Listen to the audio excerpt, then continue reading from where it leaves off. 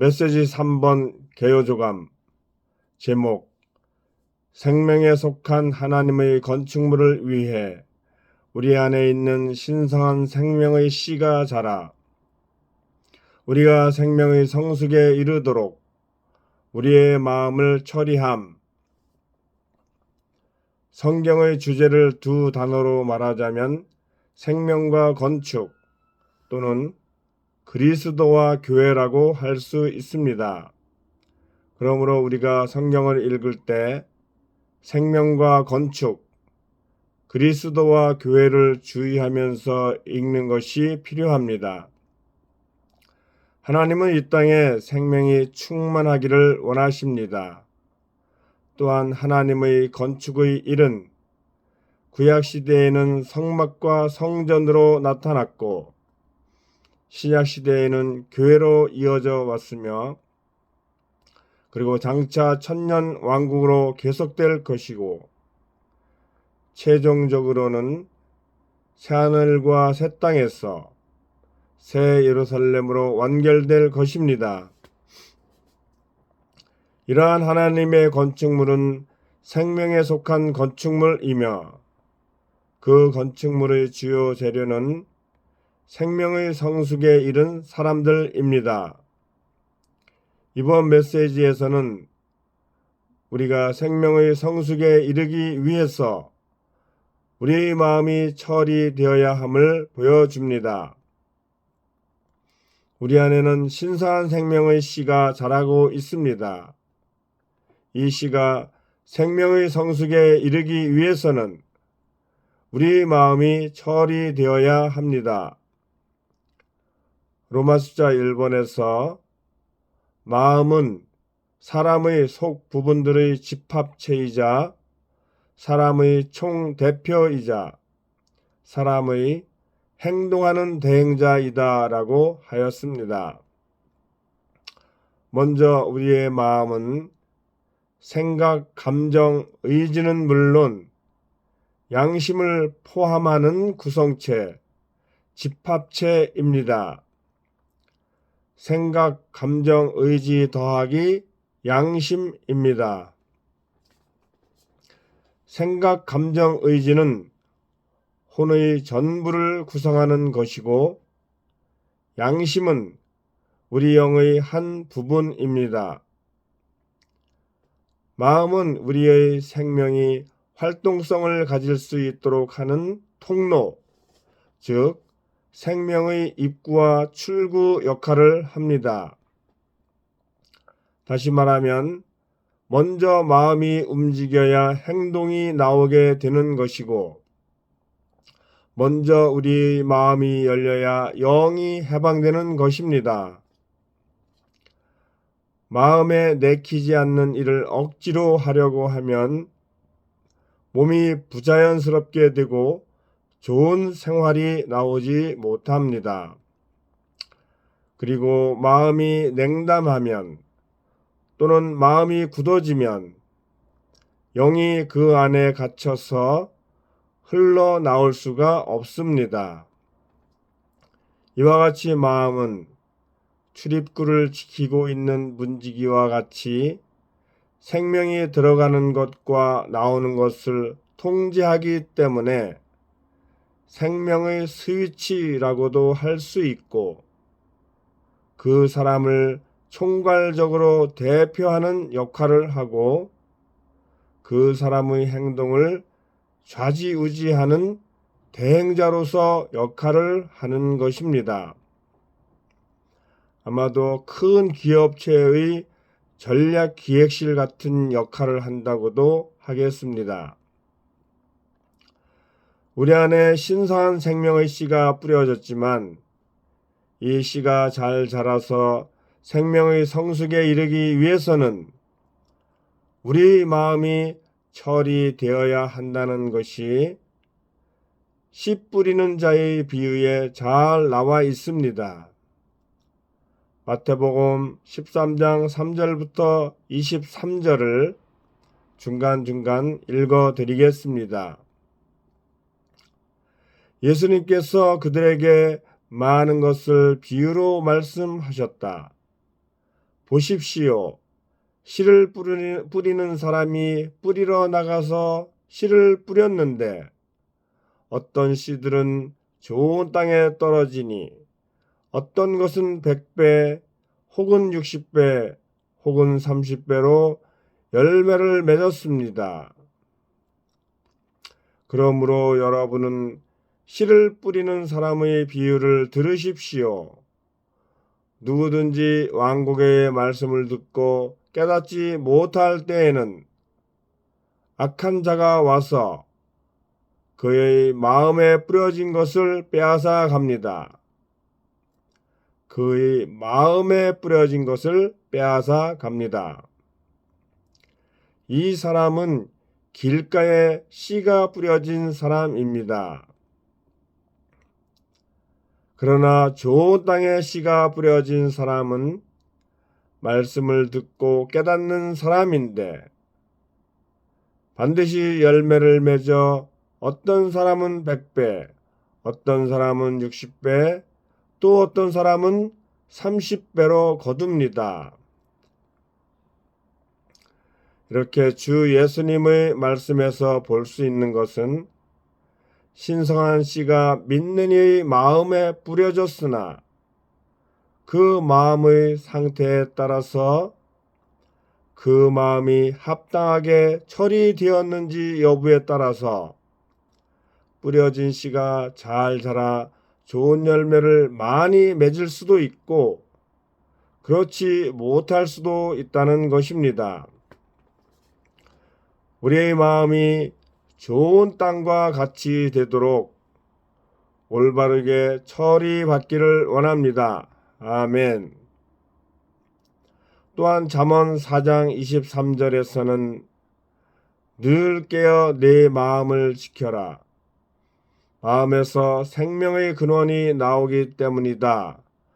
라고 말씀하고 있듯이 마음은 생명과 대단히 중요한 관계를 가지고 있습니다. 마태복음에서는 마음 밭에서 생명의 씨가 자란다고 말씀하고 있고 잠언에서는 마음에서 생명의 근원이 나온다고 말씀하고 있습니다. 위에 인용한 마태복음의 말씀에서 좋은 땅은 세상적인 통행으로 인해 굳어지지 않고 감추어진 죄들이 없으며 이 세상의 염려도 없고 재물에 속지 않는 좋은 마음을 상징합니다. 그러한 마음은 그 땅 구석구석의 말씀을 받아들여 이 말씀이 자라고 열매를 맺어 100배나 거두게 합니다. 잠언의 말씀에서 생명의 근원이 마음에서 나오는 것을 알 수 있는데 여기서 생명은 생활을 포함하는 것으로서 우리의 신체 활동과 움직임은 신체의 심장에 달려 있듯이 우리의 매일의 생명의 성장과 생활은 정신적인 심장인 마음에 달려 있습니다. 로마서 2번에서 볼 때 우리의 생명이 성장해야 하는 이유는 그리스도의 몸인 교회를 건축하기 위해서입니다. 교회 건축은 생명의 씨이신 그리스도께서 우리의 마음 안에서 자라실 때 일어납니다.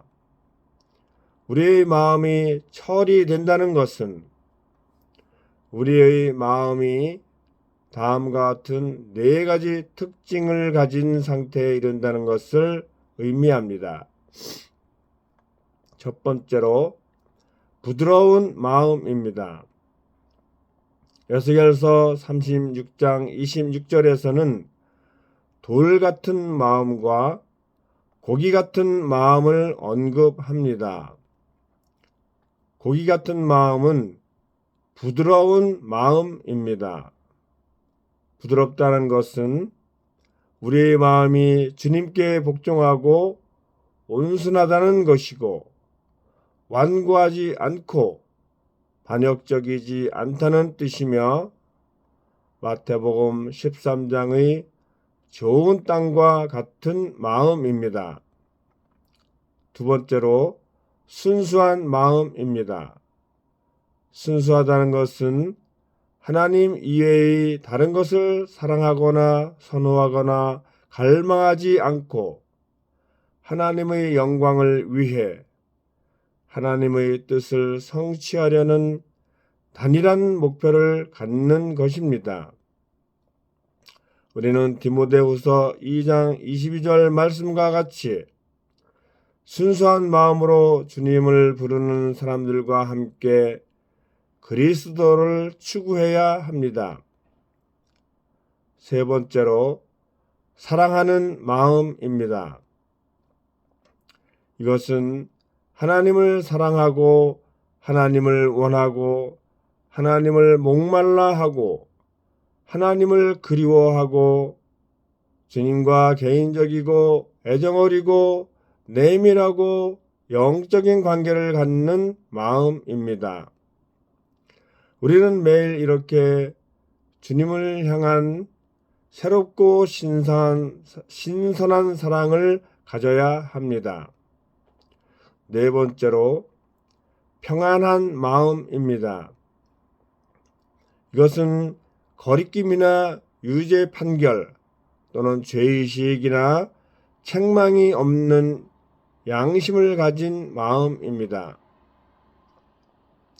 이를 위해 우리는 하나님의 임재의 빛 안에서 죄들을 자백하여 씻음받고 기도를 통해 하나님과 교통하고 서로를 용서함으로써 그리스도의 화평이 우리 마음에서 판정을 내리도록 해야 합니다.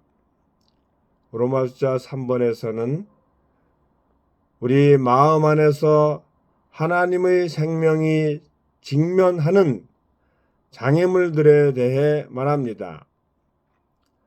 첫 번째 문제는 인간적인 관념들의 어둠을 깨닫지 못하는 것입니다.